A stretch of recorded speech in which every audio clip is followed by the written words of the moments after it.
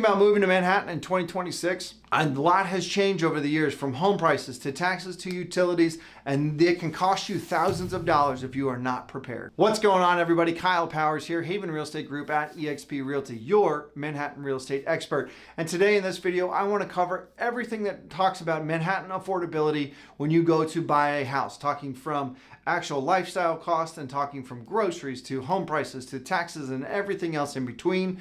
I want to cover that with this video today, so let's go ahead and jump right in. Let's start with the big picture and where housing prices are actually going. This whole video is not going to be about houses, I promise you that, but right now in 2026, we are projected to have an increase of 2 to 4% of appreciation over time. Now, those numbers vary widely on where you bought, when you bought, where you bought, and all of those things that come in with that. This appreciation is fueled by the constant, steady Fort Riley relocation, the Kansas State University having the employment that we have with that, and then also having that strong demand for actual Midwest affordability. Now, I know that you're sitting there thinking, yeah, right, Kyle, Manhattan is the most expensive town in Kansas. Yeah, it probably is up there for sure. I don't want to sugarcoat that at all. But if you're coming in from either coast or north or south, Manhattan is a very affordable Midwest town. So if you are looking for that, you are on the right channel and on the right video. Let's continue looking out. Next thing I want to talk to you about is home prices and what you actually get in this 2026 market. So right now, as we sit here, the market you are looking at is going to have an average sale price, and this is whole of Manhattan, average sale price of $300,000 to $325,000. This is resale. This is things that you're looking at there. Your new construction, however, jumps up quite a bit to a range of $360,000 to $470,000. Now, that is a range of slab houses with basements and everything else in between. I do want to point out that new is not always necessarily better. So if you have any questions or anything else about that, please reach out to me personally, because I definitely don't want to be putting this on video on all of that stuff. But I'd love to talk with you a little bit about what those neighborhoods are, and you can check out some of our other videos as well that you can check out and see where some good neighborhoods in the Manhattan. Spoiler alert, there's not really any bad neighborhoods. Next thing is your entry-level homes. Right now, older neighborhoods, okay, so if you're looking to get into your first home, something like that, 2-bed, 3-bed, whatever that looks like, your entry-level homes, I'm typically seeing the $200,000 to $250,000 mark. Now, keep in mind, these are not new build homes. Okay, I actually I looked at the market today, and the lowest priced house on the market as I'm speaking to this video is $150,000. That is just a 2-bed, 1-bath duplex that's got one side of a duplex, plus I think it's a 1-bed, 1-bath on that side as well. Depending on what your skill level is on an entry level, I think that's really important, that you know that you're going to be getting a older home. So that means older wiring, older plumbing, older things that way. So you need to dive deep into what those actually look like.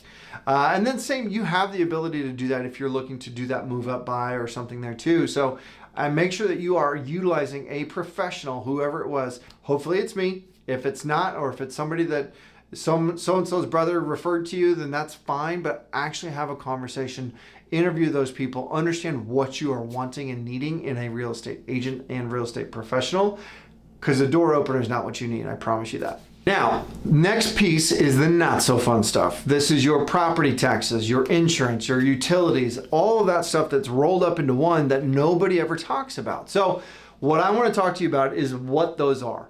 Right now, your property tax rates in Manhattan, 1.3 to 1.4% on your property taxes. So that varies, and I think it's very, very important to understand that your taxes and your special taxes, which those are two different things, can get rolled into that one, but you need to know what those numbers are, because sometimes your special taxes can be an extra $200, $300, $400 a month if you're not paying attention to the particular area that you're looking at, right?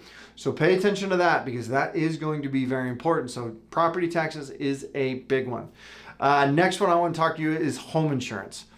Depending on your age, depending on what your insurance rate is, depending on what the age of the home is, depending on all that stuff, you need to be planning around $2,000 plus a year.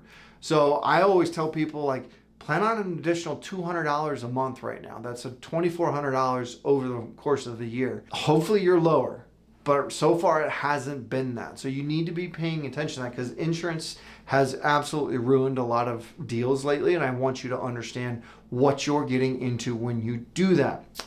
Now, the next thing is utilities. This is like Evergy, which is your power, water and gas and trash and things like that.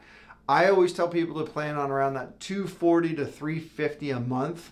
That's all in. Now, obviously, if you have a EV vehicle or you're running something else, all electric house or something like that, right? It's all going to vary depending on what you're pulling in the house. But that's around that $300 mark. That is something to budget correctly for, to really kind of pay attention to what that looks like for you. But those are ones that I always talk about people.